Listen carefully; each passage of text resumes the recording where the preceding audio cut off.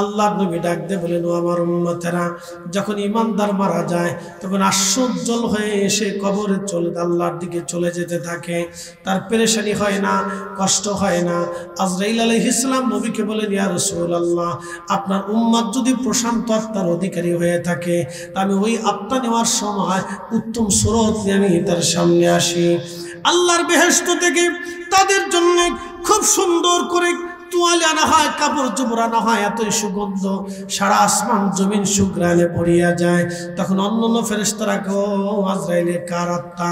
বলে অমুক অমুকের আত্মা। বলে হ্যাঁ, এটা প্রশান্ত আত্মা, নফসে মুতমাইন্না, তার জন্য সুসংবাদ, তাকে আল্লাহর দরবারে নিয়ে যাও, জান্নাতে নিয়ে যাও। সারা আসমানে সুগন্ধ ছড়াইতে থাকে, চমৎকার সুঘ্রাণ ছড়িয়ে যেতে থাকে, তামাম আসমান জমিনে সুঘ্রাণ ছড়াইতে থাকে। তার আত্মা থেকে দুর্গন্ধ আসে না, শুধু সুঘ্রাণ আসে, সুঘ্রাণ আসে। এই প্রশান্ত আত্মা বন্ধু খুব মনোযোগ দেন। নবীজি বলেন, এই আত্মা যখন দেহ থেকে বের হয়ে যায়, দেহ ত্যাগ করে, তখন একবারে মায়ের কোলের মধ্যে একটা সন্তান যেইভাবে ঘুমায়, তখন আমার আল্লাহ এই আত্মাটাকে সেইভাবে নিয়ে চলে যায়। মার কোলের মধ্যে বাচ্চা লালায় লালায় দোলায় দোলায় যেমনে ঘুম পাড়ানো হয়, ওইভাবে যেমনে ঘুমাইলে সে বুঝতে পারে না কখন ঘুমাইলাম, প্রশান্ত আত্মার মৃত্যুটা এরকম হবে, সে নিজেও বুঝতে পারবে না কখন তার মরণ হয়ে যায়। একবার জোরে বলা যাবে কি মারহাবা।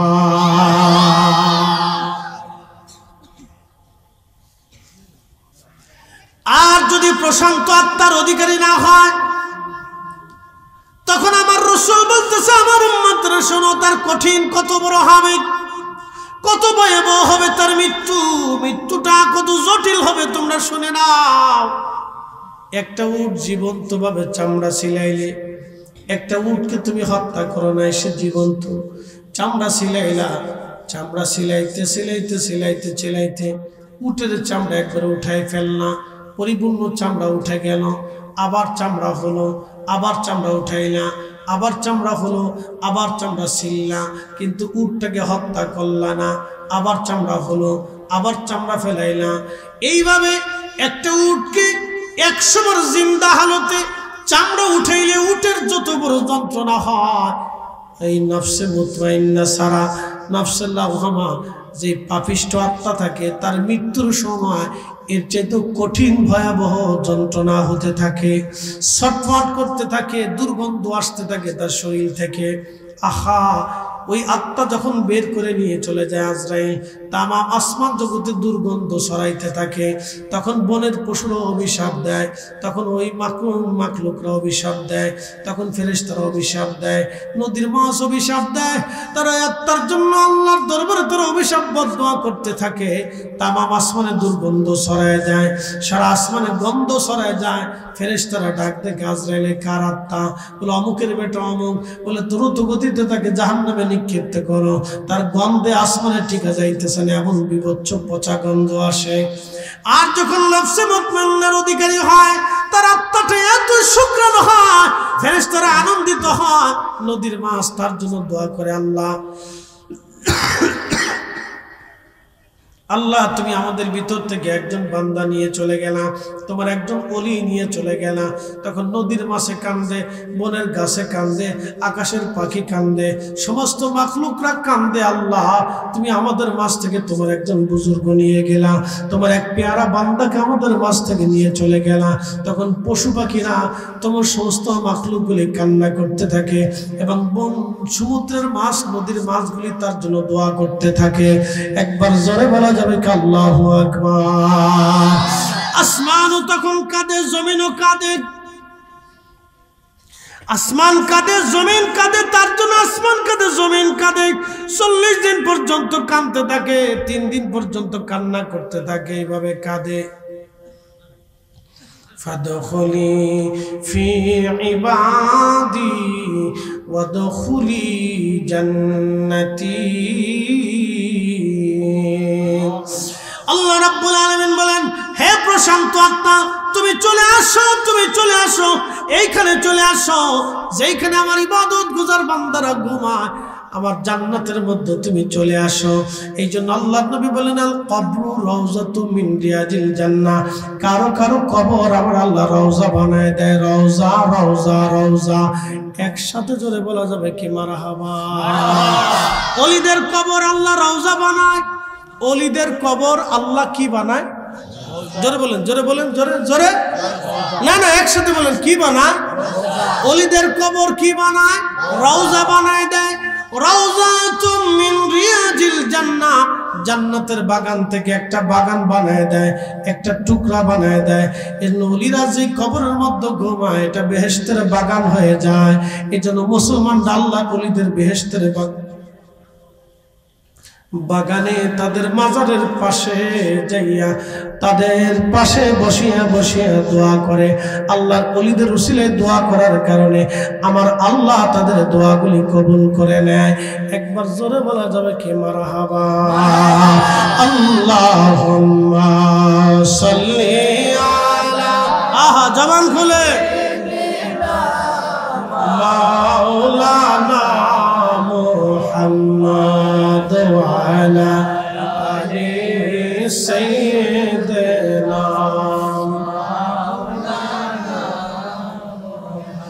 বাড়ি বাড়ি করো রে মনে বাড়ি ঘর তোমার নাম, যে বাড়িতে শুইবারে মন কবর তাহার ঠিকানা।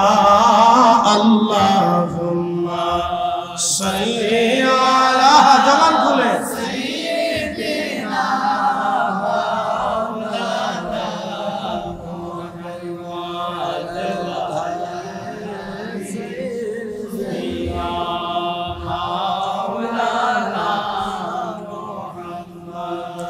উড়ে যাও রে মাহফিলের হাওয়া,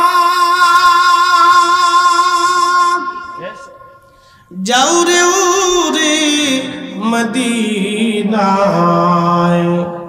আমাদের সালাম পৌঁছে দিও নূর নবীজির পাক রওজায়। আল্লাহুম্মা সাল্লি আলা, আহা মাশাআল্লাহ, আল্লাহু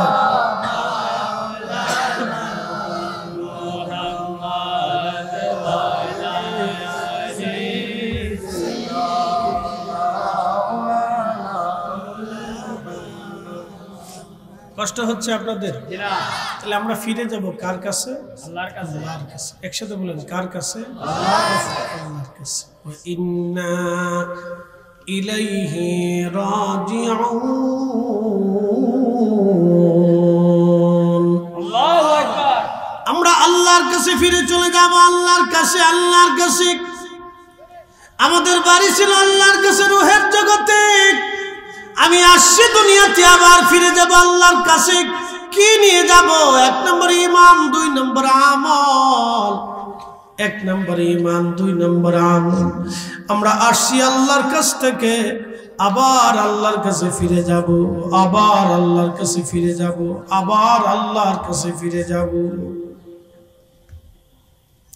বন্ধু, এজন্য আল্লাহর নবী সাহাবীদেরকে কবরে নামানোর আগে, জানাজা পড়ার পরে অথবা জানাজা দেওয়ার আগে নবী বলতেন, তোমরা দেখো আমার এই উম্মত, আমার এই সাহাবীর কোনো ঋণ আছে কিনা। নবীজির কাছে সাহাবীরা বলতো অমুক অমুক জায়গায় সে ঋণ আছে, দেনা আছে। আল্লাহ নবী পরিবারকে বলতেন ঋণ মওকুফ করাও। যদি সম্ভব না হতো, দুর্বল হতো, গরিব হতো, আল্লাহ নবী ধরি ধরি সাহাবীদেরকে বলতেন তার ঋণ মাফ করে দাও। কারণ ঋণ নিয়ে তাকে কবরে পাঠানো যাবে না, তাকে ঋণ ছাড়া কবরে পাঠায় দাও। কবর বড় কঠিন জায়গা, কবর বড় কঠিন, কবর কবর বড় কঠিন। তার ঋণ মওকুফ করে কবরে পাঠাও। কিন্তু আমাদের ছেলেরা, আমাদের মেয়েরা, স্ত্রী পুত্র পরিজন যারা আছে, তারা আপনার ঋণ নিয়ে চিন্তা করে না। বউ কান্দে, হারে জরিনার বাপ, তুমি যদি থাকতে আমার কোনো চিন্তা ছিল না। ও আল্লাহ, আল্লাহ রে কি হইল? ও মর্জিনার বাপ, তুমি আমাকে থই এমনি শুনে গেলে, তুমি ছাড়া আমার কি উপায় হবে? আমি বাচ্চা কাচ্চা নিয়ে কেমনে চলবো? নিজের চিন্তা করে, স্বার্থপর। কি কথা কর না? যত বেডি কান্দে সব বেডি কান্দে স্বার্থপর। স্ত্রী কখনো আলেমদেরকে পর্দার আড়াল থেকে বলে না, হুজুররা, এলাকাবাসী, মুরব্বীরা, আমার স্বামী অমুক অমুক জায়গায় ঋণ আছে বা কোন কোন জায়গায় ঋণ আছে আগে বলেন, আমার স্বামীর ঋণ মওকুফ করে তারপরে কবরে পাঠান। বাংলাদেশের কোন স্ত্রী এই কথা কয় না, খালি নিজের চিন্তায় কান্দে। জরিনার মারে, জরিনার বাপ তুমি থাকতে চিন্তা ছিল না রে, কি উপায় করে আবার এই কয়ে শীতে ফিরে কান বান্ধে কথা বল, আবার উঠে আবার খানটে করে কাহা কি এটা করে। ছেলে কান্দে, আব্বা তুমি থাকলে আমার আর চিন্তা ছিল না, আব্বা আপনারা কে দেখবে, আমি আব্বা কই কারে ডাক দিব, খালি এটা চিন্তা করে। আব্বাকে তোমার ডাক দেওয়ার দরকারটা কি? তোমার বাপ মরে গেছে, তোমার অন্য কারো তোর আব্বা করার দরকার নেই। তো এগুলি বলে কান্দার তো দরকার নাই। তুমি মুরব্বীর ডাক দেখো, দেখেন আমার আব্বা দুনিয়ার থেকে চলে গেছে, আল্লাহ নিয়ে গেছে, আল্লাহর হুকুম ছিল বাবা চলে গেছে, আমার বাবার ঋণ আছে কিনা, আমার বাবার ঋণ মাফ করে দেন, আমার আব্বারে মাফ করে দেন। কেউ কিছু পাইলে বলেন আমার আব্বার ঋণ আমরা পরিশোধ করে দিই, না পারলে হাতটা ধরে চাচা আপনি আমার আব্বারে মাফ করে দেন। জোরে বলেন, এইগুলিতে নেই। এই জন্য আপনাদেরকে একটা পরামর্শ দিব, ঋণ থাকলে জমির কোনা বিক্রি করে দিয়ে ঋণ মওকুফ করে তারপরে কবরে যায়। বাস্তব থেকে বলতেছি, আল্লাহ রসুল বলতেন আমার উম্মতকে ঋণ মুক্ত করে কবরে পাঠাও, কারণ আল্লাহর ঋণ আল্লাহ মাফ করবে। নামাজ পড়েন না, আল্লাহ মাফ করবে, আল্লাহ ওয়াদা করছে। একসাথে বলবেন আল্লাহু আকবার। না না হয় না, জোরে জোরে জোরে। ওয়াদা কে করছে? আল্লাহ ওয়াদা করছে, তুমি আমার হক নষ্ট করছো আমি মাফ করে দেবো। লা তাকনাতু মির রাহমাতিল্লাহ, আমার রহমত থেকে নিরাশ হইস না। ইন্নাল্লাহা ইয়াগফিরুয যুনুবা জামিআ, নিশ্চয় আমি রব তোমার জীবনের সব গুনাহ মাফ করে দিব। আল্লাহ মাফ করে দেওয়ার ওয়াদা করেছে, অবশ্যই আল্লাহ মাফ করবে, মাফের আশায় আছি। আল্লাহ ক্ষমা করবে, কিন্তু বান্দার হক আল্লাহ মাফ করবে না। কি কথা কর না? বেশি ধরা করবে কারা জানেন? যারা সরকারের টাকা চুরি করে খায়, রাষ্ট্রের টাকা যারা চুরি করে খায়, এরা এমন ধরা পড়বে, এদের মতো বলদ আর দুনিয়াতে নাই। 18 কোটি মানুষ মামলা করবে, 18 কোটি। আমরা সবাই বাগে পাবো। কি কথা কর না? আমরা সবাই কি পাবো? বাগে পাবো। যারা সুইস ব্যাংকের টাকা পাচার করছে, বেগম পরে বাড়ি বানাইছে, কিয়ামতের ময়দানে আল্লাহর কাছে আল্লাহ সুইস ব্যাংকের টাকা পাচার করছিল, ও টাকা তো জীবনে খাইয়ে আসতে পারে নাই, খাইয়ে যাইতে পারে, খাইতে না পারে, ভাঙতে না পারে, শেষে বোতল সার মরি যায়। বোতল সার, বোতল সারে চিনছেন? বোতল বোতল লাল বোতল একটা ধরা মুখের মধ্যে টাইনে বউরে কয় শাশুড়ি ভালো আছে, ফুলা টাইনে, হ্যাঁ বাপের কয় বিয়ায় ভালো আছে, বিয়ায় আসতে ঠিক কাম করে। জোরে বলেন সুখ নাই। একসাথে বলেন কি নাই? সুখ নাই। এই ওয়াজ ওনাদের শোনার দরকার ছিল, কিন্তু ওনারা ওয়াজে বসে না। জীবনে একটা দেখছেন কোন ইন্ডাস্ট্রিয়াল মালিক ওয়াজ দিচ্ছে? দেখছেন জীবনে কোনোদিন? ওয়াজ দিতে পারে না, বাড়ি দোয়া করাইতে পারে না, মিলাদও পড়াইতে পারে না। কপাল বদনসিব, টাকা তাকে আল্লাহ থেকে জুদা করে দিছে। আমরা গরিব যারা আছি বাড়িতে বাড়িতে মিলাদ দেই, বাবা মার জন্য দোয়া করি, আর একদল সেটা বন্ধ করার জন্য উঠে পড়ে লাগছে। সুন্নিরা যতদিন থাকবে ততদিন বাড়িতে কোরআন খতম হবে, ততদিন বাড়ি মিলাদ হবে, ততদিন বাড়ি জিকির হবে, ততদিন বাড়ি দোয়া হবে, মারহুমদের জন্য দোয়া হবে। হাত উঠে করে বলেন ঠিক না বেঠিক? নারে তাকবীর, নারে তাকবীর, আল্লাহু আকবার, নারে রিসালাত, ইয়া রাসূলুল্লাহ, আহলে সুন্নাত ওয়াল জামাত জিন্দাবাদ, জিন্দাবাদ, শাহ জালালের তলোয়ার, শাহ পরানের তলোয়ার, সিপাহসালার তলোয়ার,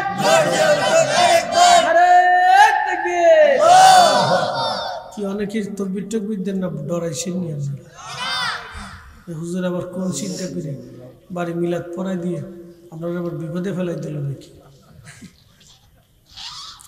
মরার পরে বুঝবেন জালাকারে দোয়া পাইতেন না, দোয়ার জন্য কবরের উপরে বসে আফসোস করবে, ইমাম ইবনে কাইয়িম জাওজি কিতাব রূহের মধ্যে লিখছেন, প্রত্যেক রূহ কবরের উপরে সে আফসোস করতে থাকে, আহা বদনসিব, আমি এমন একটা অপদার্থ সন্তান রেখে আসছে, আমার জন্য দোয়া করে না। আমাদের বাপ মারা, আমাদের পূর্বপুরুষ যারা কবরে চলে গেছে, তারা আজকে আনন্দিত হয়ে বসে আছে, আমার সন্তানরা আমাদের জন্য দোয়া করবে, তারা আমাদের উপর খুশি। কথা বলে ঠিক কিনা? তাদের হক আমরা আদায় করতেছি। কথা ঠিক আছে না ভাই? হক আদায় করতেছি। শয়তান খুব সিটার, খুব মারাত্মক সিটার। ও টুপি মাথায় দিয়ে এসে ভেজাল বাড়াই দিচ্ছে, যা বন্ধ করে দিচ্ছে ফতোয়া দিয়ে।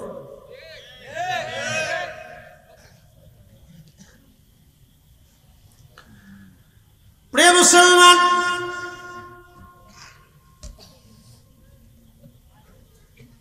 চুনারুঘাটবাসী খুব মনোযোগ দিয়ে কথাগুলি শুনবেন।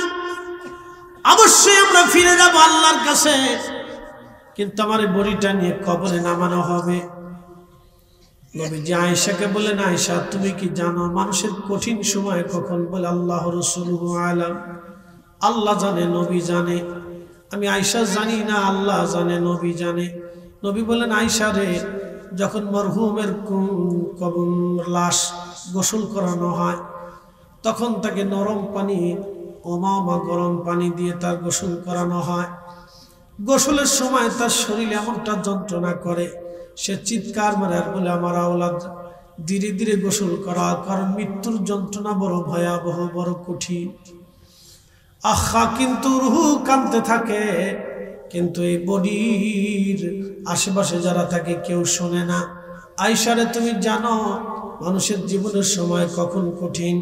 যখন তার জানাজা পড়ে খাটিয়া করে কবরের দিকে নিয়ে যাওয়া হয়, তখন এই রুহটা কাদার বলে, আওলাদরা রে, এত তাড়াতাড়ি আমাকে বিদায় দিয়ে দিচ্ছ, কারণ কি?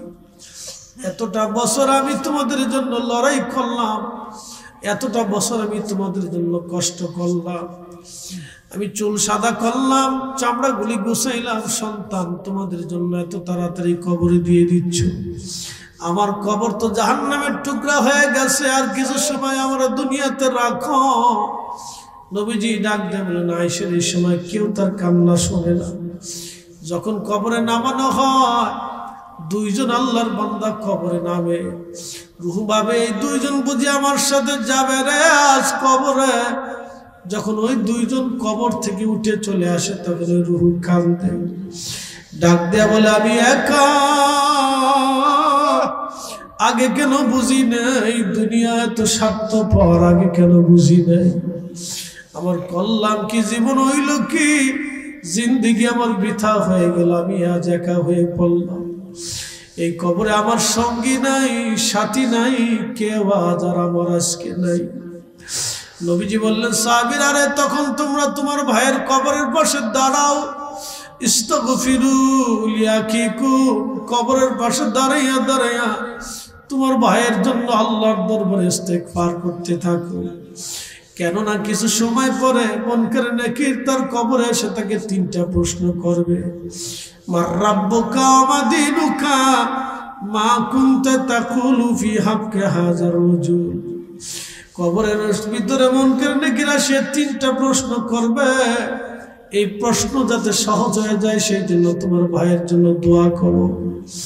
কত সময় দোয়া করবে? আল্লাহর নবী আরো বলেন, একটা উট কুরবানি করার পরে এই উটটা জবাই দিয়ে চামড়া ছেলে গোশত বানাইয়া মানুষের মাঝে বন্টন করতে যত সময় দরকার, ও আমার উম্মতরা, তোমরা তোমার ভাইয়ের কবরের পাশে তত সময় দাঁড়াইয়া দাঁড়াইয়া দোয়া করো, তালিম তরবিয়ত করো, তালকিন করো, জিকির করো, কালেমার জিকির করো, কোরআন শরীফ তেলাওয়াত করো।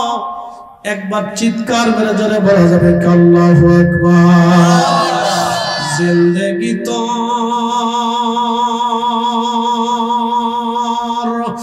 যাইরে ফাঁকি দিয়া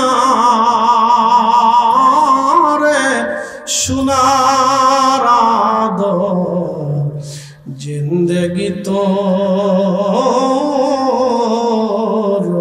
যাই ফাঁকি দিয়া। ও আদম রে, পাগ ধরিয়া গেছে দাড়ি, দন্ত মাসে গোটা চারি, সমন জারি গিয়াছে করিয়ারে সোনার আদম জিন্দেগি তোর যাই ফাঁকি দিয়া। আহা, আল্লাহ নবী বলেন কবরের পাশে দাঁড়াও, কবরের পাশে দাঁড়াও। ইস্তাগফিরু লিআখিকুম, তোমরা তোমার ভাইয়ের জন্য ইস্তেগফার করো, দোয়া করতে থাকো যেন কবরের প্রশ্নের জবাব তার জন্য সহজ হয়ে যায়। কবর বড় কঠিন, মৃত্যু বড় কঠিন। এই কবরের পাশে দাঁড়িয়ে উসমান গনি থরথর করে কাঁপতেন, চোখের পানি ফেলে কাঁদতেন আর বলতেন, ও আমার নবীর উম্মত সাহাবীরা রে, এই কবর প্রথম মঞ্জিল, এই কবরে 3টা প্রশ্নের জবাব যার জন্য সহজ হয়ে যাবে, বাকি মঞ্জিলগুলি তার জন্য সহজ। এই কবর যদি কঠিন হয়, বাকি মঞ্জিলগুলি তার জন্য বড় কঠিন হয়ে যাবে। কবরের পাশে দাঁড়ান। নাহাইতুকুম আন জিয়ারাতিল কুবুর, সহিহ বুখারীতে নবী বলেন কবর জিয়ারত আগে নিষেধ করতাম, ফাজুরুহা, তোমরা কবর জিয়ারত করো, কারণ কবরের পাশে দাঁড়াইলে আখিরাতের কথা মনে হয়ে যায়। কবরের পাশে দাঁড়াইলে দিল নরম হয়ে যায়, পাথরের মতো দিলগুলি নরম হয়ে যায়। কবরের পাশে দাঁড়াইলে পাথরের মতো দিলগুলি নরম হয়ে যায়, আখিরাতের কথা মনে হয়। এই জন্য প্রত্যেক রাত্রিবেলা আমার নবীজি কবর জিয়ারত করতেন। আম্মা জান হযরত ফাতিমাতুজ জাহরা প্রত্যেক জুমার দিনে হযরত আমির হামজা রাদিয়াল্লাহু আনহুর কবরের পাশে, মাজার শরীফের পাশে দাঁড়ায় প্রত্যেক জুমায় দোয়া করতেন। এই জন্য আমাদের দেশে অনেকে আছে জুমার দিনে বাবা মার কবর জিয়ারত করতে যায়। সম্ভব হলে প্রত্যেক দিন সকালবেলা দাঁড়াবেন। যেই মা 25টা বছর আপনার জন্য ক্ষুধার্ত ছিল, যেই মা 25 বছর 3 বেলা আপনার রান্না করে খাওয়াইলো, 25 বছর পর্যন্ত আপনার কাপড় চোপড় মা ধুয়ে দিল, আপনারে গোসল করাইলো, পায়খানা পেশাব সাফ করাইলো, আজকে মা কবরে চলে গেছে, মার কথা ভুলে গেছে। আপনার মতো নাফরমান আর দুনিয়াতে নেই, আপনার আমার মতো নাফরমান দুনিয়াতে নাই। আল্লাহ ডাক দিয়ে বললেন, আমার বান্দা তুমি তোমার বাবা মার জন্য এইভাবে দোয়া করো, রাব্বির হামহুমা কামা রাব্বায়ানি সগীরা। আল্লাহ এইভাবে আপনি আমার আব্বা আম্মার কবরের মধ্যে লালন পালন করেন, যেইভাবে ছোট্টকালে আমার বাবা আম্মা আমাকে লালন পালন করেছিল। আপনার পেশাব পায়খানাগুলি মা পরিষ্কার করেছিল, বুকের মধ্যে জড়িয়ে ধরে মা আদর করে চুমা খাইছিল। আপনি অসুস্থ হলেন, বাবা পাগল পাড়া হয়ে গেছে, ডাক্তার কেমনে দেখাবে, ওষুধ কেমনে আনবে। আপনি সারা রাত কাঁদলেন, আপনার মা ঘুমায় নাই। আপনার যতবার ঘুম ভাঙছে, আপনার মা ততবার ঘুম ভাঙছে। আপনি যত সময় পর্যন্ত মায়ের কোলে খেলাধুলা করেছেন, তত সময় পর্যন্ত মা আপনার খেলাধুলা দেখেছে, আপনার আদর করেছে, চুমা লাগাইছে। বিনিময়ে মা বাবা কবরে চলে গেল, কবরের পাশে দাঁড়ানোর সময় হয় না। দুয়ার ভিতরে বাবা মার জন্য হাত বাড়ান না, কোরআন খতম দেন না, বাবা মার কবরে ডেকে পাঠান না। এর চাইতে বড় বেঈমানি নাফরমানি কি হতে পারে? আজকে যারা বেদাতের দোহাই দিই, এই দোয়া বন্ধ করতে চায়, আমি মনে করি সব কয়টাই বাবা মার অবাধ্য নাফরমান সন্তান। ঠিক কি না? কোনো সন্দেহ নাই। ওরা নিজেরা নাফরমান, আরো মুসলমানদেরকে নাফরমান বানাইতেছে। ওরা নিজেরা নাফরমান, আরো মুসলমানকে নাফরমান বানায়। আল্লাহর নবী বলেন, আওয়ালাদিন সলিহিন ইয়াদউ লাহু, কেমনে সন্তান দোয়া করবে আমার আল্লাহ সেই বাক্যগুলি কোরআনে শিক্ষা দিয়ে দিলেন। এই জন্য বেশি বেশি করে দোয়া করবেন। হক আদায় করতে পারেন নাই, মার 25 বছর মা কাপড় ধুয়ে দিছে, বিনিময়ে 25 দিনও মার কাপড় আপনি ধন নাই। আমি যদি জিজ্ঞেস করি, প্রত্যেক মাহফিলে একজন লোক খুঁজে পাওয়া যায় না যে মার 25 দিন মার কাপড় ধুয়ে দিছে, দেখাইতে পারবেন নাই। রান্না বান্না করে মারে কোনোদিন খাওয়াইছেন? বলে হুজুর আপনি খাইছেন? আমি খাইছি, অনেকদিন খাওয়াইছি। আমি একবারে বাড়ি ঘর ঝাড়া পোছা থেকে শুরু করে থালি বাসন মাজা থেকে শুরু করে রান্না বান্না করে শুরু করে সব করে দিছি। এগুলো করছি আমি, মার দোয়া ছিল আমার জন্য। ঘর দরজা ঝাড়া পোছা করে সব পরিষ্কার পরিচ্ছন্ন করে তারপর রান্না বান্নার অর্ধেক সেরে দিয়ে তারপর মাদ্রাসা যাইতাম।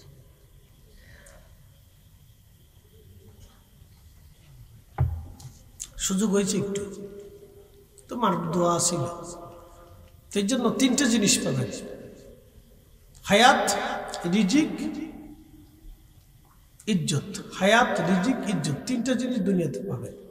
হায়াত, রিজিক, ইজ্জত, তিনটে জিনিস আপনি দুনিয়াতে পাবেন যদি খেদমত করতে পারেন। পুরো উপস্থিতি আমার এগুলি করবেন। এখন প্রশ্ন রাখতে পারেন, হুজুর মা তো চলে গেছে, বাবা চলে গেছে, খেদমত করতে পারেন, এটা উপায় কি? রুখসত আল্লাহ নবী রেখে দিয়েছে উম্মতের জন্য। ভাই হ্যাঁ কিতে নবীজি বললেন, ও আমার উম্মত, তুমি যদি তোমার পিতামাতার জন্য অধিক পরিমাণে দোয়া করো, কিয়ামতের ময়দানে আল্লাহ তোমাকে তোমার পিতামাতার বাধ্য সন্তান হিসেবে আল্লাহ লিখে দেবে। আসতে হয়ে গেল না? আর যদি অবাধ্য সন্তান লিখে দেয়, মক্কার ইমাম হলেও নাজাত নাই। এই আসতে কোন জোরে বলে, মদিনা শরীফের ইমাম হলেও নাজাত হবে। একবার কাচ্চা কাচ্চা কথা, পরিষ্কার কথা। মদিনার মসজিদের ইমামও যদি হন তো নাজাত হবে না। যদি বাবা মার অবাধ্য সন্তান হিসেবে কিয়ামতের ময়দানে আল্লাহ একবার লিখেই ফেলে দেয়, কিচ্ছু করার জন্য এখান থেকে সারা পেতে পারবেন না। মদিনার ইমাম হলেও সারা নেই।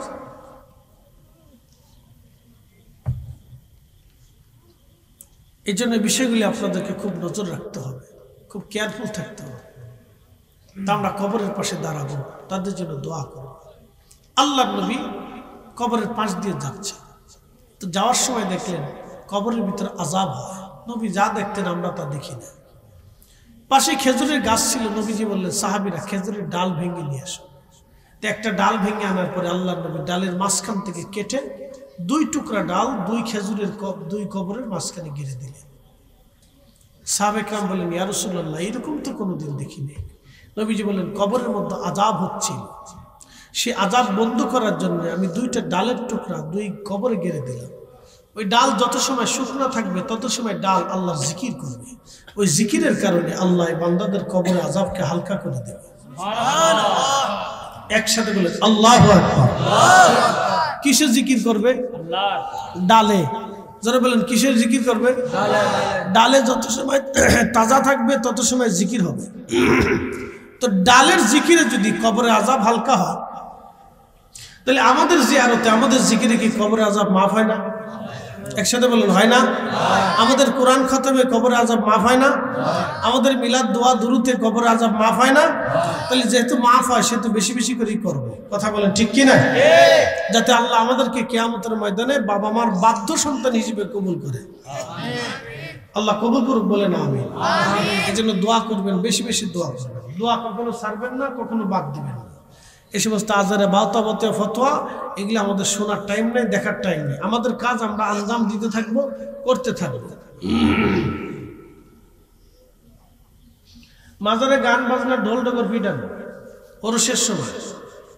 আচ্ছা আপনারা বলেন, আমি দলিলা দিল্লা দিব না, মসজিদের ভিতরে কি ঢোল পিটানো যায়নি? জোরে বলে বুঝছো বলে। মসজিদের ভিতরে নামাজের আগে ঢোল দুটো ফিটেন দেন নাই? আল্লাহ রাসূল জীবনে দিছে কোনো দিন? তো নবীজি দেয় নাই, তাহলে আমরা দিতে যাবো কে? কি কথা কর না কেন? আল্লাহ রাসূল যেখানে দেয় নাই সেখানে আমরা দিতে যাবো কেন? নামাজের আগে যদি ঢোল ফিটানো যাইতো তাহলে খতিব সাহেব আগে দুটো বাড়ি দিত, বাড়ি দিয়ে ফিটিয়ে তারপরে নামাজ শুরু করতো, নামাজ শেষে আরো দুটো ফিটন দিয়ে তারপরে নামাজ শেষ করতো। এই কথা কন না কেন? যেহেতু মসজিদে ফিটানো যায় না, অতএব মাজারও ফিটানো যাবে না। মাজার হচ্ছে কবর, ওটা জিয়ারতের জায়গা, ওখানে ঢোল পিটানোর জায়গা না।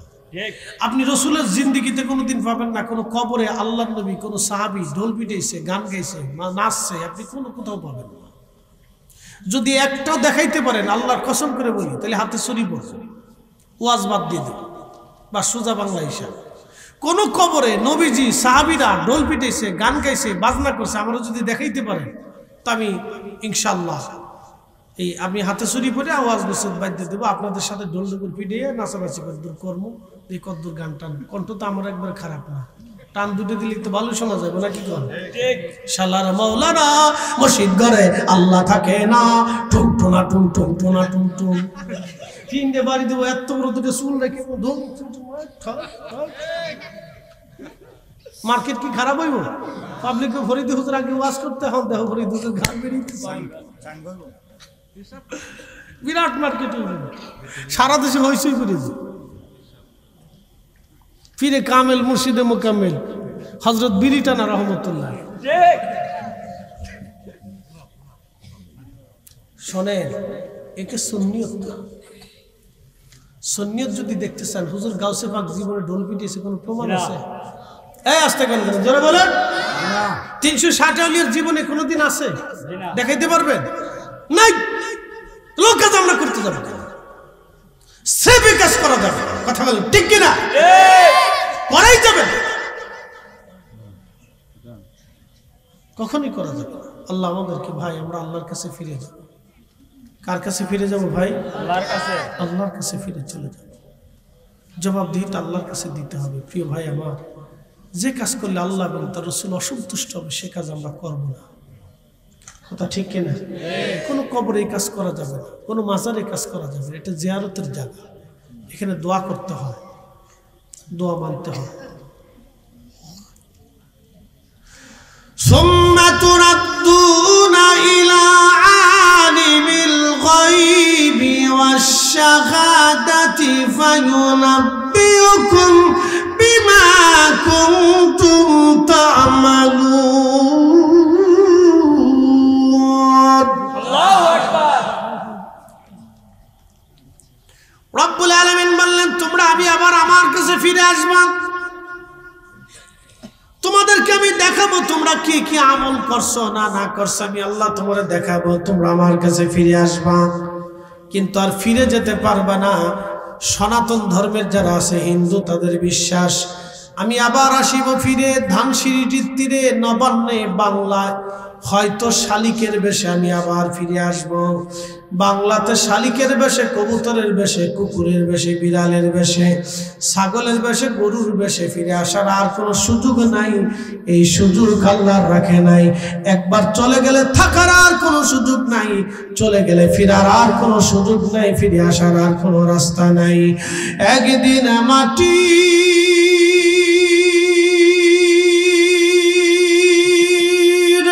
ভিতরে হবে ঘরে, মন আমার কেন বান্ধ দালান ঘর, মন আমার কেন বান্ধ দালান ঘর।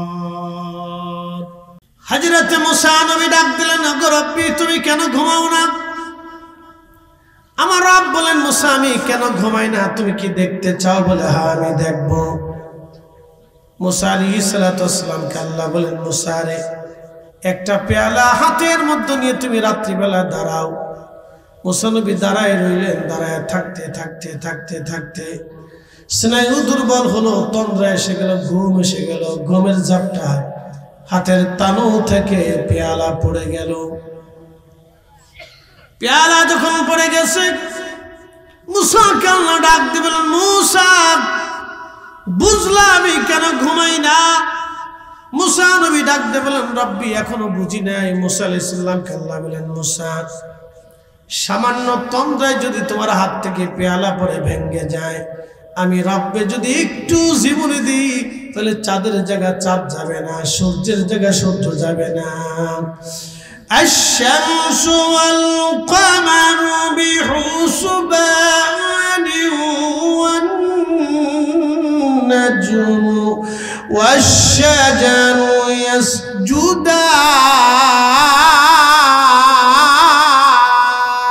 يسجدان.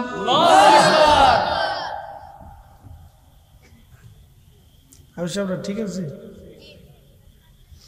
الشمس والقمر بحسبان والنجم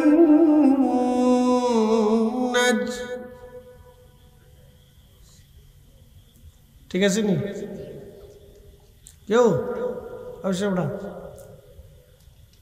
শিখো ওয়ান সুর দেয় কেমন বুঝছো ওয়ান والشجر يسجدان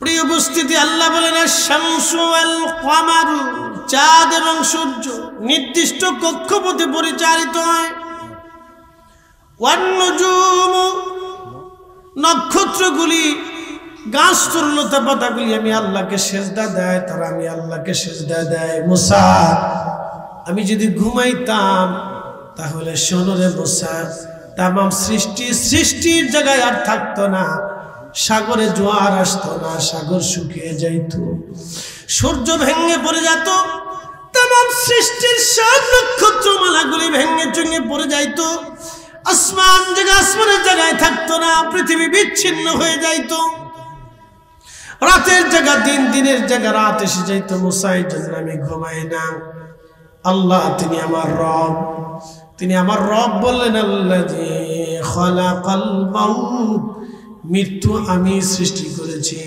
সনাতনী যারা আছে তারা চিন্তা করে মৃত্যুর দেবতা আলাদা জীবনের দেবতা আলাদা আল্লাহ বলেন না আল্লাযী খালাকাল মাউতা ওয়াল হায়াতা লিয়াবলুয়াকুম আইয়ুকুম আহসানু আমালা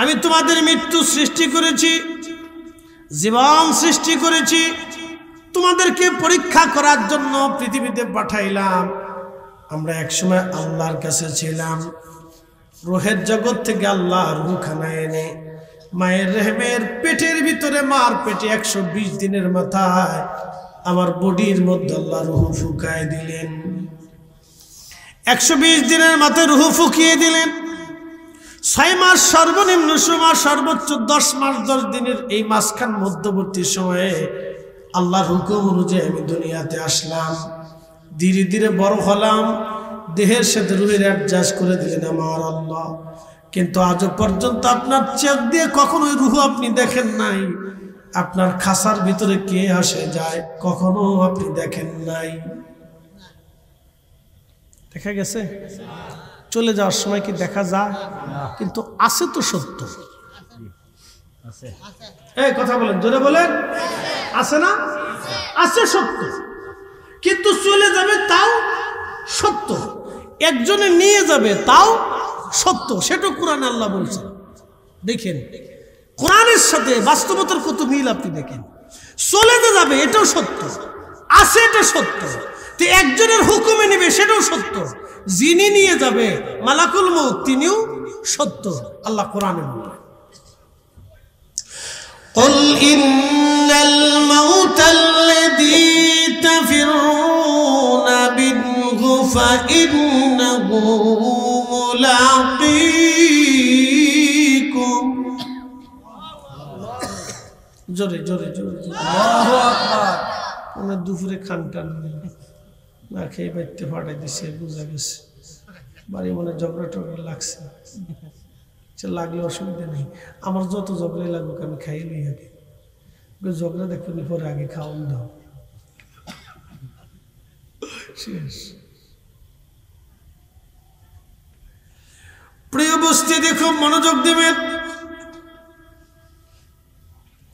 আল্লাহ বলেন হাবিব উম্মতকে বলেন উম্মত মৃত্যু থেকে পালায় মানুষ জাতি মরণ থেকে পালায় সবাই মৃত্যু থেকে পালায় হুজুর আপনি বলে দেন এই মরণ থেকে পালাইতে পারবে না মালাকুল মউত তার সাথে মোলাকাত করবে এই মৃত্যু তার সাথে মোলাকাত করবে একবার জোরে বলা যাবে আল্লাহু আকবার ও তোর পিছে পিছে ঘুরছে সমর ঠিক কি না ও তোর পিছে পিছে গুরু সে সমন কোন দিন জানি তোর হয় সমন জারি দেখ না মন ঝাঁক মারিয়ে দুনিয়াদারি।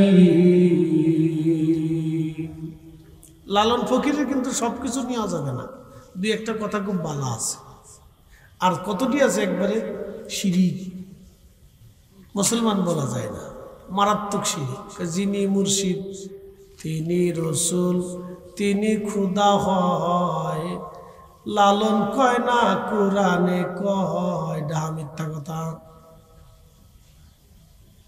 মুর্শিদ কোনদিন রসুল হয়, রসুল কোনদিন খুদা হয়? আল্লাহ রসুলের সাথে বিয়াদবি, আল্লাহর সাথে দুশ্মনী, ওলিদের সাথে বিয়াদবি, কথা কন ঠিক কিনা? এটা চরম মিথ্যা কথা।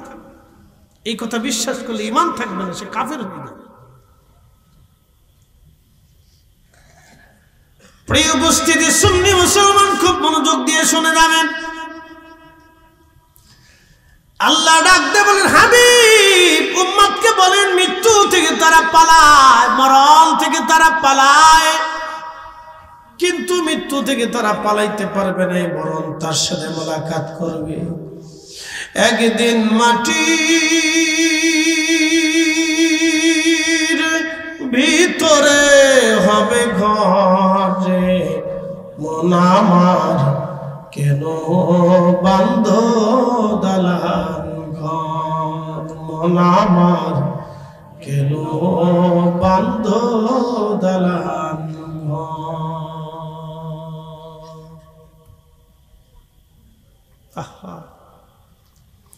তার মানে 60 বছর ধরে রুহু দেহের ভিতরে অবস্থান করল, কিন্তু যখন যিনি নিয়ে যাবেন তিনি আল্লাহ, যে নিয়ে যাবে তিনি আজরাইল, যার হুকুমে নেবে তিনি রব্বুল আলামিন, যেই জগতে নেবে সেটা নাম আলমে বরজাক। এখন আপনি আছেন আলমুদ দুনিয়া, আগে ছিলেন আলমুর রেহেমে, তার আগে ছিলেন আলমে আরওয়াতে, আলমে আরওয়াত থেকে আলমুর রেহেমে, রেহেম থেকে আপনি আলমুদ দুনিয়াতে আনা হলে আলমে বরজাকে কবরে, তারপরে আলমে হাসরে, হাসরের ময়দানে উঠানো হবে, তারপরে হয় জান্নাত না হয় জাহান্নামে নিয়ে যাওয়া হবে। চুনারোগাতবাসী 60 জনের মুসলমান মনোযোগ দিয়ে শুনিয়া যাবেন। এই মৃত্যু থেকে কেউ পালাইতে পারবে না, যিনি নিয়ে গেল, যাকে নিয়ে গেল সেও সত্য। পরে রইল বডি, বডির সাথে আল্লাহর কোনো বক্তব্য নাই, এই বডির সাথে আল্লাহর কোনো কথা নাই, কথা হবে নাফসের সাথে, রূহের সাথে। এই জন্য আল্লাহ বললেন, ইয়া আইয়াতুহান নাফসুল মুতমাইন্না তুরজিই ইলা রাব্বিকি রাদিয়াতাম মারদিয়ান ফাদখুলি ফি ইবাদি ওয়াদখুলি জান্নাতি।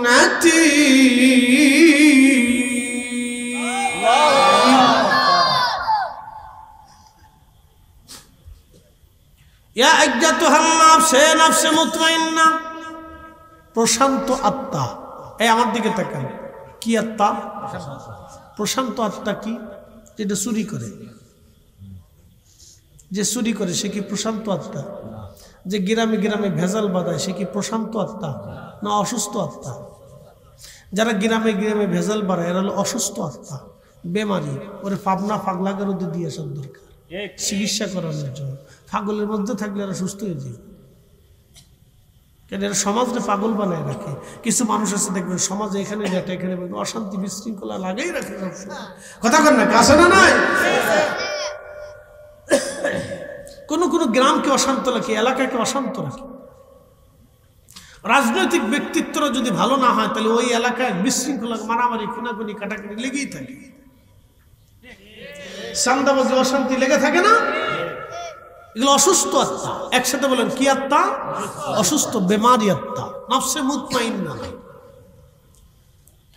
প্রিয় উপস্থিতি, যারা ভেজাল বাড়ায়, অশান্তি বাড়ায়, ফিতনা বাড়ায়, ফাসাদ বাড়ায়, চগলখড়ি করে, ভোতান করে, একজনের দোষ আরেকজনের কাছে বইলা যুদ্ধ বাঁধায়। আমাদের দেশের কিছু মহিলারা আছে দেখবেন, এই করে সেই করে অশান্তি বিশৃঙ্খলা বাড়ায়, এর কথা তার কাছে, তার কথা এর কাছে বলে বলে ভেজাল বাড়ায়। 3 ভাই সারা বছর একসাথে রইল, কোনো ঝগড়া হলো না, কিন্তু বিয়ে করে আসার পরে যুদ্ধ বেঁধে যায়। অসুস্থ আত্মা, কি আত্মা? অসুস্থ আত্মা, বেমারি আত্মা। যে আত্মা আল্লাহর হুকুম মেনে চললো, নবীর তরিকা মানলো, এটাকে প্রশান্ত আত্মা। প্রশান্ত আত্মা। নবীজি বলেন, আমার উম্মতরা তোমরা শোনো, তোমাদের বডির মধ্যে একটা গোশতের টুকরা আছে, এটা সুস্থ থাকলে পুরা বডি সুস্থ থাকে, এটা অসুস্থ হলে পুরা বডি অসুস্থ হয়ে যায়। ইদা সালুহাত সালুহাল জাসাদ ওয়া ইদা ফাসাদাত ফাসাদাল জাসাদ। এটা সুস্থ হলে পুরা বডি সুস্থ, এটা অসুস্থ হলে পুরা বডি অসুস্থ। আলা ওয়াহিয়াল কাল, সাবধান, এটা তোমাদের কাল, তোমাদের কাল, তোমাদের কাল। এজন্য যার কাল যত সুন্দর তার জীবন তত সুন্দর, যার কাল্ব অসুন্দর তার জিন্দেগি অসুন্দর। এই জন্য কালবের কথা আল্লাহ বলছেন, নফসের কথা আল্লাহ বলেছেন, রুহের কথা আল্লাহ বলেছেন। এই জন্য আল্লাহর বক্তব্য বডির সাথে হবে না, আল্লাহর বক্তব্য নফসের সাথে হবে। ইয়া আইয়াতুহান নাফসুল মুতমাইন্না, হে নফসে মুতমাইন্না, ইরজিই, তুমি ফিরে আসো, আমি তোমাকে পাঠিয়েছিলাম, তোমাকে দিয়েছিলাম দুনিয়াতে। ইরজিই ইলা রাব্বিকি রাদিয়াতান মারদিয়া, তুমি আমি আল্লাহর সন্তুষ্টির দিকে চলে আসো, কারণ তুমি আমাকে খুশি করছো। হাইয়া আলাস সালাহ বলার পরে নামাজে দাঁড়াইছো, হাইয়া আলাল ফালাহ বলার পরে মসজিদে ঢুকছো। হে নফসে মুতমাইন্না, আমি হারাম যেটা করেছি হারাম মেনে চলেছো, সুদ হারাম করেছি সুদ খাও নাই, ঘুষ হারাম করেছি তোমার সঙ্গী সাথীরা ঘুষ খাইছে তুমি খাও নাই, সুদ হারাম করেছি তোমার প্রতিবেশী সুদ খেয়ে কোটিপতি হয়েছে, তুমি ওই একবারে কচু শাক খেয়ে ডাল ভাত ডাল ভর্তা খেয়ে বেঁচেছিলা। হে নফসে মুতমাইন্না, আমি আল্লাহর হুকুম মানছো, তুমি আসো, আমি আল্লাহর সন্তুষ্টির দিকে আসো। তুমি মিথ্যা বলো নাই, মানুষ ঠকাও নাই, ধোঁকাবাজি দাও নাই, বাইরে ঠকাও নাই, আত্মীয় ঠকাও নাই, এতিম ঠকাও নাই, ঝগড়া জঞ্জাল করো নাই, বিবাদ বাধাও নাই, অন্যের ক্ষতি করো নাই। হে নফসে মুতমাইন্না, প্রশান্ত আত্মা তুমি আসো। প্রশান্ত আত্মা কয়জন আছে আপনি আমার একটু দেখান।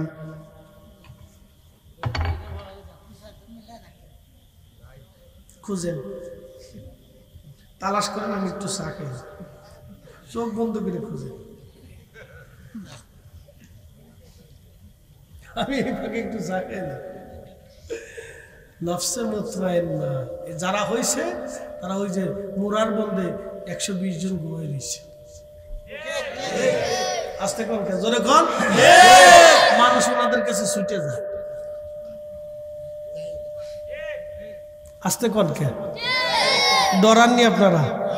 হ্যাঁ, নফসে মুতমাইন্না হয়ে ঘুমাই গেছে, ওনাদের কাছে মানুষ এখনো যায়। একসাথে বলবেন আল্লাহু আকবার। ওনাদের কাছে এখনো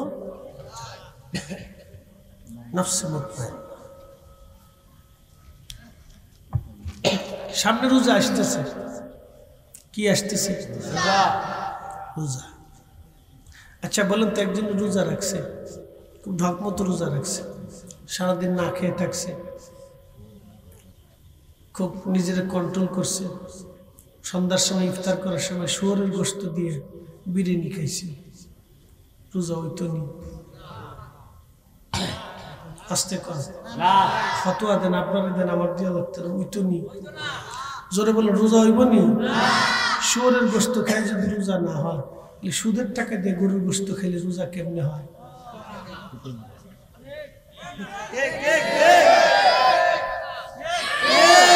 জোরে জোরে জোরে কম, জোরে কম।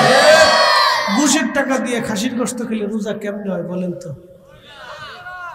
বোনের জমি বুঝাই দেয় না 12 বছর, আপন কলিজার টুকরা বোন, মায়ের গর্ভের বোন, বাবার বডির রক্তের বোন, জমি বুঝাই দেয় না, ভাই দিবি না পরে নিস, ভাই দিবি না পরে নিস। 12 বছর ধরে বুঝাই না, টুপি একটা মাথায় দিয়ে প্রথম কাতারে ইফতার করে মসজিদে প্রথম কাতারে নামাজ পড়ে। শয়তান একা কত বড় সিটার, আমারে ফিল করে ফেলেছি। আমি 9 লক্ষ বছর ইবাদত করছি, আল্লাহর সাথে সিটারই করি না। কি কথা কর না? শয়তান যখন ইবাদত করছিল ও কি সিটারি করছে? ও কিন্তু সিটারি করে না। শয়তানে কিন্তু সিটারি করে নাই, সিটারি তো পরে এসে করবে। 9 লক্ষ বছর কিন্তু সিটারি করে নাই। কথা ঠিক আছে না ভাই? ও সিটারি তো লাস্টে এসে করবে, কিন্তু বাকি 9 লক্ষ বছর জীবনে তো সিটারি করে নাই। না করার কারণে তো আল্লাহ তাকে মুআল্লিমুল মালায়েকা বানিয়েছিল, ফেরেশতাদের প্রিন্সিপাল বানাইছিল। এটা তো সাইন্টিফিক কথা না। আপনি চাইলে কি ফেরেশতাদের প্রিন্সিপাল হইতে পারবেন না? তা ও হেটারে বানাইছিল আল্লাহ, ইবাদতের জন্যই তো বানাইছে। কথা ঠিক আছে না ভাই? কিন্তু সিটারি তো পরে এসে করবে।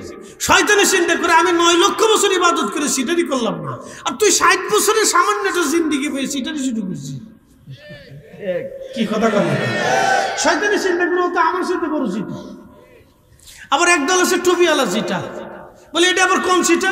যারা 8 টাকার তারাবি বানাই ফেলেছে, 12 রাকাত মাইনাস করে দিছে। শয়তানে কে আমি যা 1400 বছরে পারিনি, তোরা তা 14 বছরে শেষ করেছিস। ওরা আমার সাথে বড় সিটা। কি কথা বল? আচ্ছা, এখানে কতজন ওলি ঘুমাই গেছে? 120 জন। জোরে বলেন 120 জন। মোরার বন্দে কতজন ওলি ঘুমানো? 100। জোরে বলেন, জোরে বলেন 120 জন। তো নামাজ কি আমরা আনছি না ওনারা আনছে? কালেমা কি আমরা আনছি না ওনারা আনছেন? এই যে 360 জনের 12 জন এইখানে, আর 12 তাদের সঙ্গে সাথে 120 জন। কি কথা ঠিক আছে না?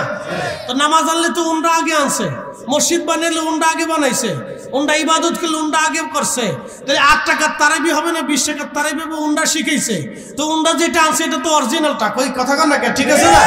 তো ওনরা তো 120 টাকার তারাবির নামাজ চালু করে দিয়ে গেছে। তাহলে 8 টাকার যারা আনছে বোঝা গেল ওই সিটা।